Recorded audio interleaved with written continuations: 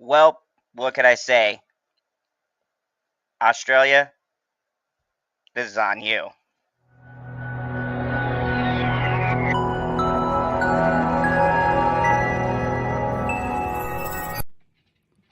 He might not be from Krypton, but he's heads above the rest. His knowledge can't be questioned. You can put it to the test. So if you want to hear the truth and have nowhere else to go, I'll give you the solution.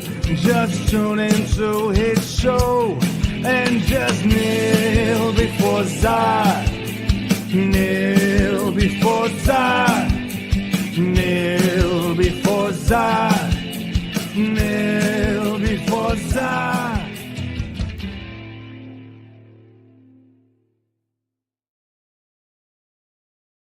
And welcome back, everybody, to the most earth-breaking, ground-shaking, but never media show money-taking, the man, the myth, the legend, the most electrifying YouTuber in all of YouTube entertainment today, General Zod.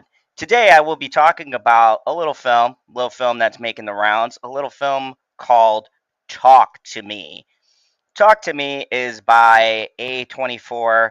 It is a new film that has come out, been a lot of buzz, a lot of hype, a lot of kids calling it the scariest. I've been hearing it called the scariest movie of this year, scarier than Hereditary, a whole bunch of stuff. And look, is this overhyped? Well, let me get into that. This video is going to be a little bit different because I'm going to do something I haven't done before. This is going to be pre-recorded, and on top of that, I'm going to have a section of this video, which is right now, non-spoilers. Then I'm going to have a section of this video that is specifically spoilers because I feel like to understand where I'm coming from with this movie, I do have to spoil some aspects. So I will have a ticker that'll come on screen. Let me just show you that says spoilers. When you see that warning, that means I will be spoiling the movie. If you do not see that, you are safe. I'm going to give you my general overview, and that part of the video is going to be short and sweet.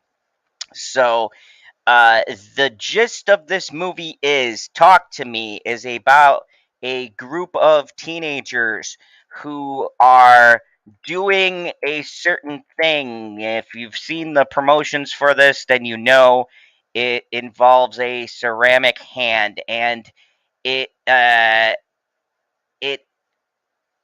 involves them doing this thing that will make you connect with the spirit world, and it kind of goes viral. There's a whole bunch of themes involved with it. I don't want to give away too much of the movie because I really feel like it's a movie you should go in cold.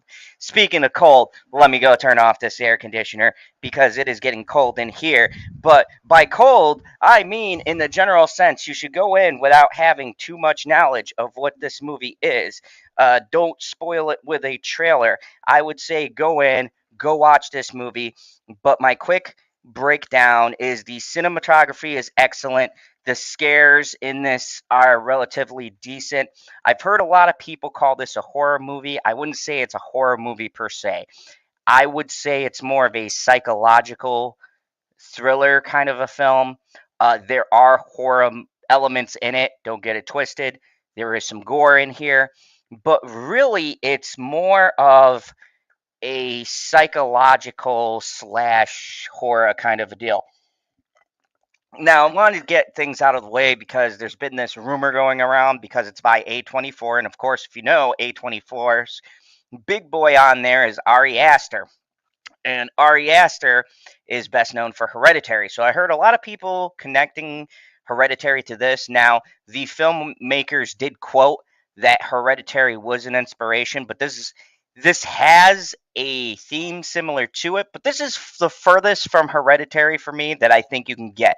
I think I would more closely compare this to It Follows. If you guys have ever seen It Follows and you know the premise, picture that, but with a allegory for drugs. And I'll kind of leave it at that. All in all, the scares were good. There were very few jump scares, and I wouldn't call them jump scares because everything that happens appears. And what I mean by that is in the black phone, when they did a scare in there, for instance, where the girl was twirling around all fucked up, the camera panned in, and instead of a loud noise, you just saw an image. And there's a scare in this where they do that very same technique.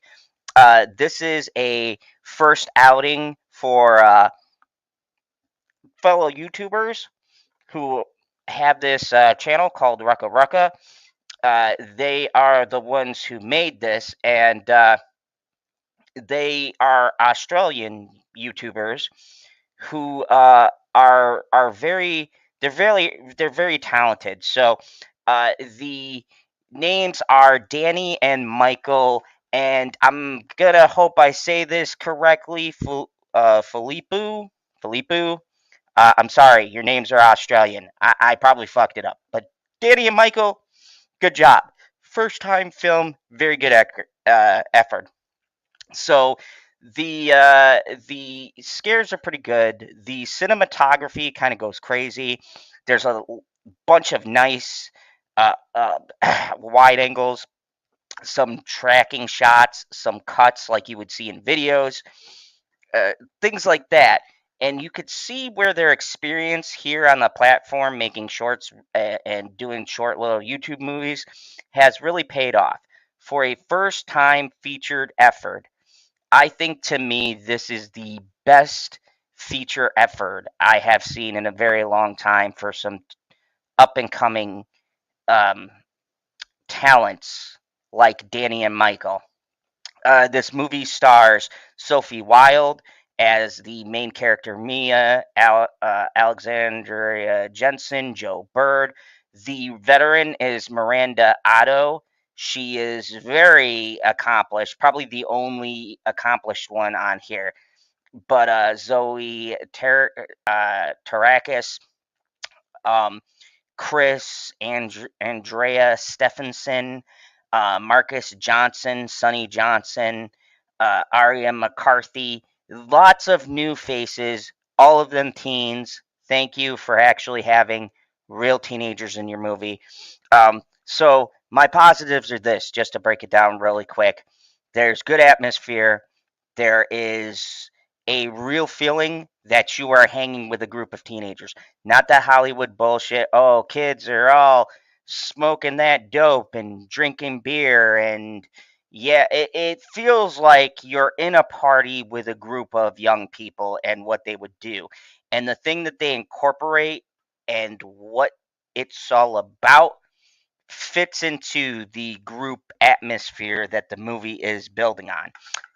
If I had any negatives, my one negative would be that I feel like the movie does not hold the tension very well. And what I mean by that is a lot of movies have what I like is the rubber band effect, where you stretch a rubber band as far back as you can and you snap it. That snap is the jolt. That's what scares you. And then you release that tension and you wind it back up. I felt myself in a lot of the scenes of the movies, like the tension was winding and then they released it. And then they wind it, and release it instead of like holding the dread for which the subject matter is about. Um, but all in all, I'd say for a first film effort, this was a very good movie. This is going to be competing with Evil Dead Rise. They're both in the same ballpark, and I'll get into that in my spoilers. But uh, I give this movie a 9 out of 10. I think it's a very solid film. I think you should go out and see it. If I was vague as shit with that preview, I will spoil some things in a little bit. But if you don't want to be spoiled, go see the movie. Then I'll dive into my pros and my cons of this movie and a little bit more deep analysis. But for right now, I'm going to give this movie a 9 out of 10. Definitely check it out. Go support A24. They're putting out some real deal horror. This movie is really good. It really gets in your head.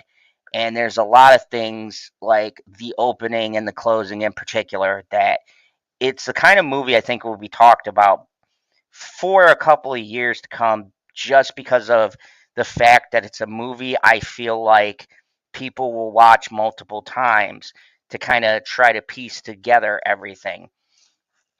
So, with that being said, thank you very much. Please go check it out. And I am going to now dive into some spoilers. So, if you don't want the movie spoiled, if you don't want to be ruined by certain scenes I like, or my hypeness, because I just got to talk about it. So, let me just give you my spoiler warning. Go check out the movie. 9 out of 10. Good stuff. Spoilers coming. 3, 2, 1. Okay, so this fucking movie, folks. Bro, this movie starts out with a kid at a party. His brother is concerned, goes in, bashes the fucking door down. Then, out of nowhere, grabs his brother, picks him up. His brother is making his way through these people. His brother grabs a kitchen knife and stabs his older brother in the shoulder and then yeets the knife out. The brother's on the ground, whatever. He goes outside the door, fucking jams his eye with the knife. And like they show the whole thing. And when I said cinematography in my review, the camera pans up like you are the kid falling to the ground as he impales himself. That's the opening of the film. So, what is this movie about? It's about possession, but they do possession in an interesting way. And why I said this is more like It Follows than, say, Hereditary, even though it does deal with grief.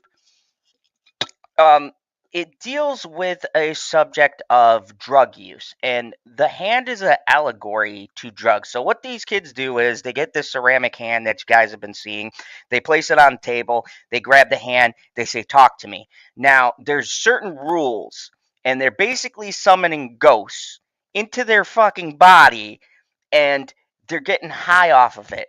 So they establish these rules, and it's something like 60 seconds or something, that you grab this hand, you say, "Talk to me," and then you say, and then the second part is they say, "Enter me," and then they let the spirit fill them up. And then people videotape on their phones to post to like YouTube or Instagram these possession videos. First off, my first point, great fucking premise. Never in the horror genre, and I've seen a lot of possession films. I'm really big on the possession, like Evil Dead is good. If Evil Dead is that extreme, gory, demons killing people, like malevolent demons inside people, just tearing people apart, this is the inverse. This is more of ghosts and not so much demonic possession, although you could read it either way. That part you'll have to see the movie and make your own judgments. But basically, the girl Mia, played by Sophie Wilde, who, by the way, this girl. So let me talk about Sophie. Sophie's performance in this is outstanding. Sophie Wilde has a lot of this movie that she carries on her back. She has to get you to feel bad for her because of some of the things that transpire and some of the things that happen. And she's got to build sympathy, but not too much to where you really hate her, but enough to where she does some things and you can forgive where she's coming from. So her mom committed suicide, and so or it's implied, we don't know.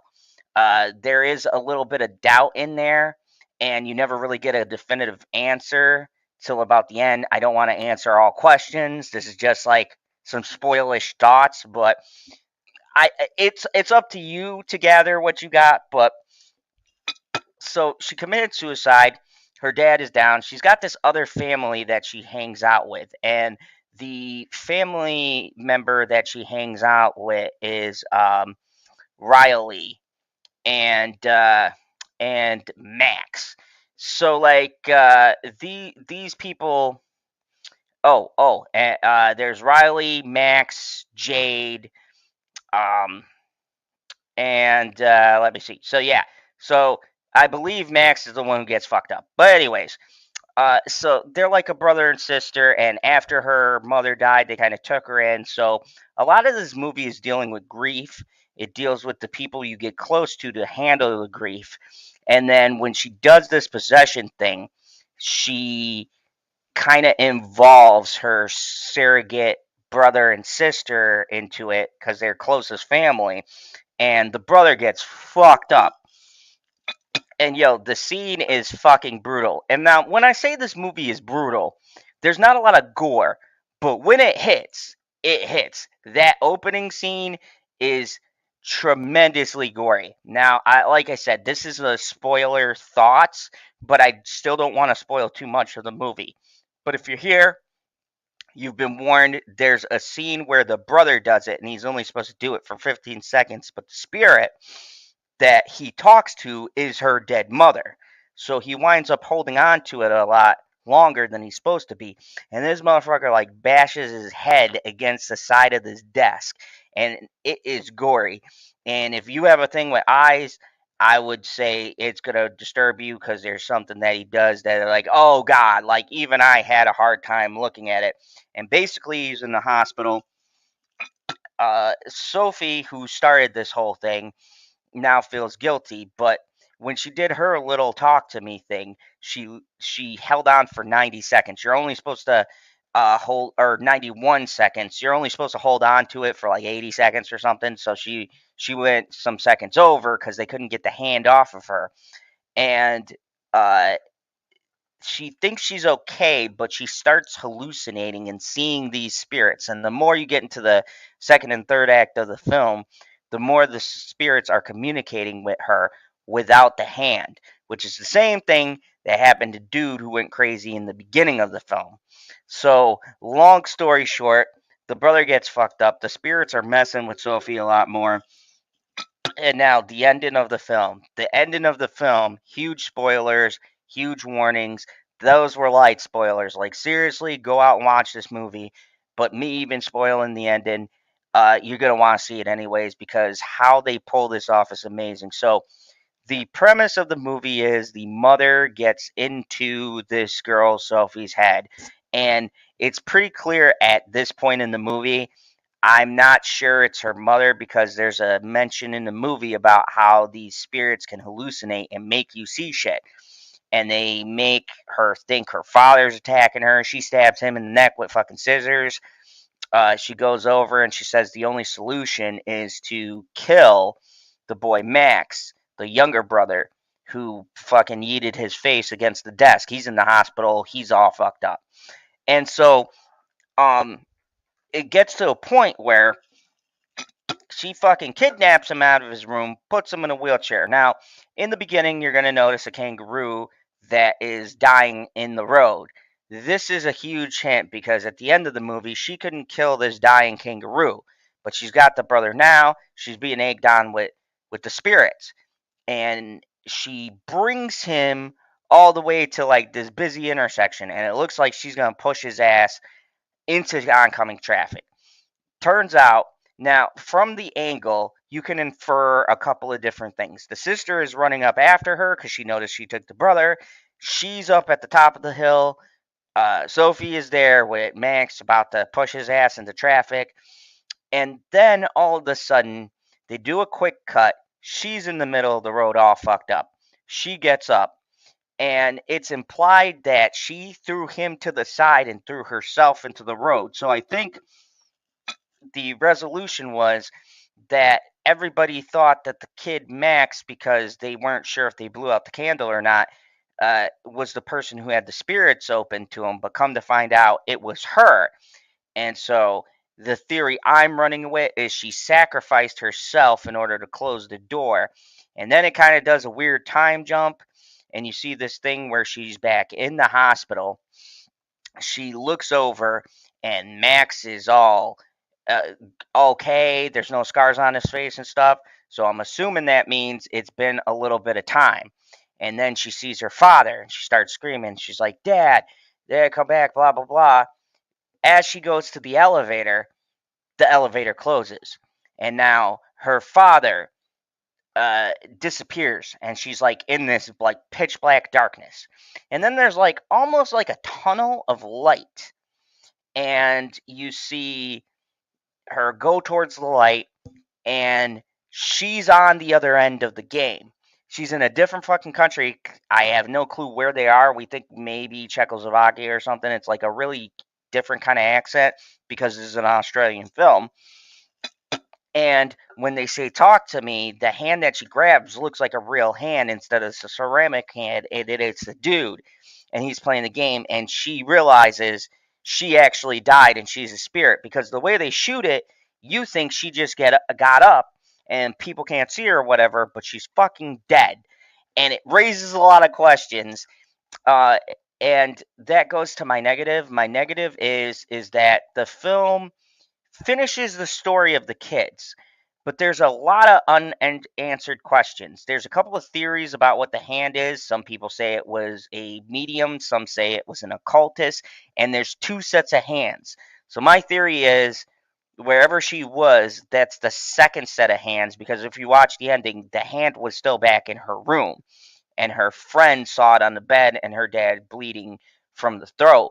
So I assume that they grabbed that hand, and uh, there's not really clear how much time has passed, but I want to say it's the second hand at work. So there's a lot of good directions they can go into. But when I said there was good cinematography, when they get possessed, their eyes go jet black, but the camera flips up with you. So in my thumbnail, you'll notice she's flipped up like this. The camera pans up like we are being possessed with her. The way they do the cinematography in this movie really makes you feel like you're there with the group, like you're there with these kids. Also, the chemistry between the kids, the lead actors, is very good. The mother was excellent. She's like that cool mom that you would hang out with, but if something happened to her kid, she would fuck y'all up. But normally she's cool, like she knows you're gonna sneak out, go to a party or whatever. There's a scene where she's like, okay, just be back at 12. It feels real. And I think what's terrifying people is the sense that this movie and the way it's shot puts you in the perspective of these kids, of this situation, like no other horror movie I've ever seen. The cinematography, the music, and sound. Sound is a big thing. There's some times where you don't see something, but there's so much like crunching and bones breaking and shit hitting that when you're in the theater you feel it, which is why I'd recommend you see this in the movies, because my god, the sound in this film is absolutely spectacular. My other thing is there is some comedy in here. What makes this different from Hereditary, which I think it's a bad comparison, was there were one or two moments where we were actually laughing. There's a scene where Sophie gets possessed, and she puts her this kid's that she puts his foot in her mouth and starts sucking on it. It's fucking hilariously disturbing. There's a thing where the dude gets possessed, who's the boy that you know the two girls are into, and he starts like going down, like he looks like he's gonna touch himself, and then the chair tips over, and then the fucking dog is in the room, and it starts licking his face, and he's like making out with the dog. It's fucking hilarious. Which, by the way, no animals are hurt. The dog makes it a-okay if you're worried about that. There's a kangaroo, but kangaroos are like deer out there. No one gives a fuck about them. But there is a kangaroo that slowly dies in it. But besides that, no other animals get hurt in this, so I appreciate that.